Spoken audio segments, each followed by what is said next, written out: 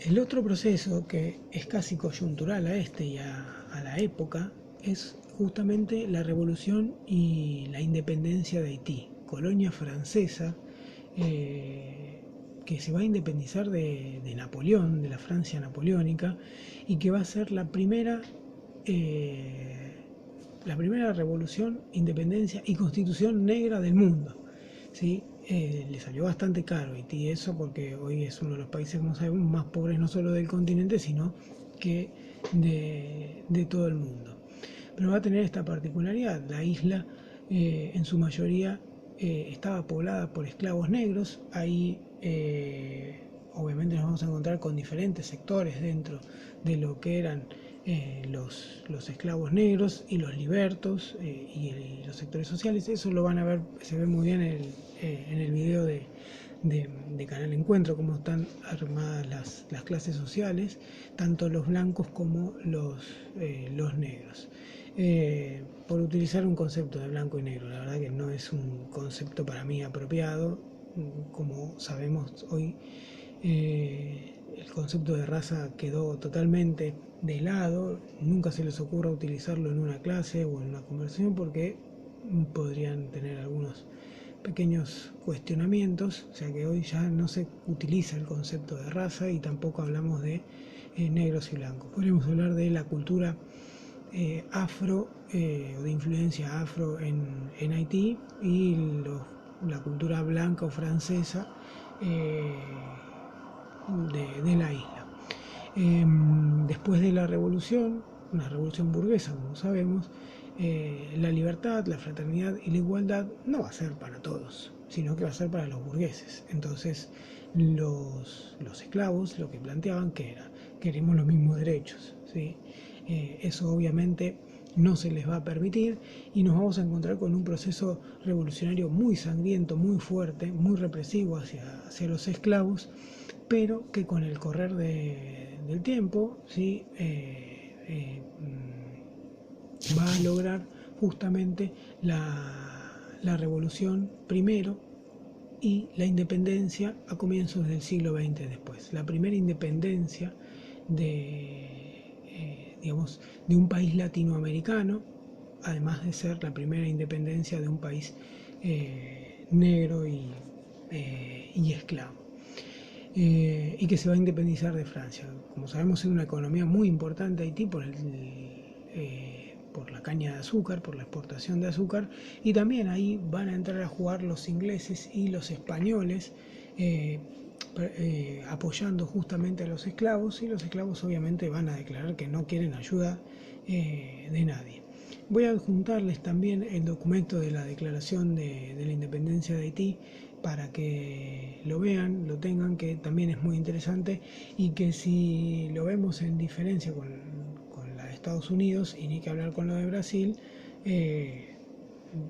es ampliamente diferente por las cuestiones de derechos.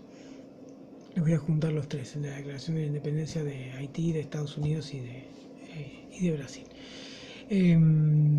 Y por último, para no hacerlo tan extenso y cerrar lo que corresponde a esta primera clase, la independencia del Brasil, que va a tener una gran particularidad.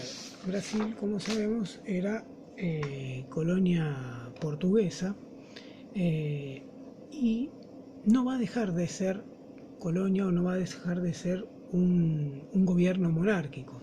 A diferencia de Estados Unidos, de Haití, de Hispanoamérica, en Brasil no hay guerra. Sí vamos a tener algunos movimientos independentistas anteriores a lo largo del siglo XIX, o comienzos, mejor dicho, del siglo XIX, inclusive a fines del siglo XVIII, pero como por ejemplo en el 17 la República Pernambucana quizás es la más significativa, que es la que intentó anular los títulos de nobleza, eliminar los monopolios, inclusive es la que creó la bandera, ¿sí? Pero bueno, no va a llegar a cerrar esa independencia. Y lo que nos vamos a encontrar con una particularidad: no va a haber una guerra, como les decía antes, y va a ser lo que algunos autores denominan, entre ellos Guerra Villavoy, una independencia desde arriba, o sea, desde la propia monarquía.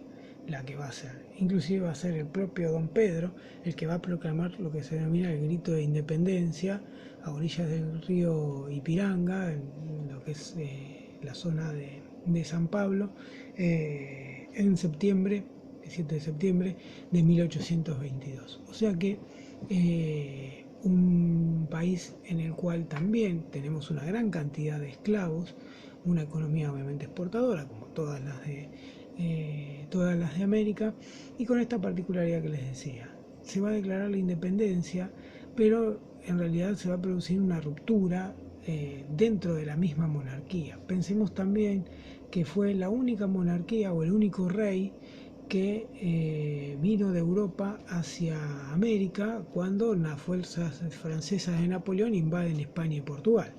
Es también tener en cuenta esa particularidad. Y lo importante acá es que Brasil no va a dejar de ser un gobierno monárquico. De hecho, se va a constituir lo que se denomina el Imperio Brasilero, ¿sí? Don Pedro va a ser el Imperio Brasilero. ¿Qué quiere decir esto?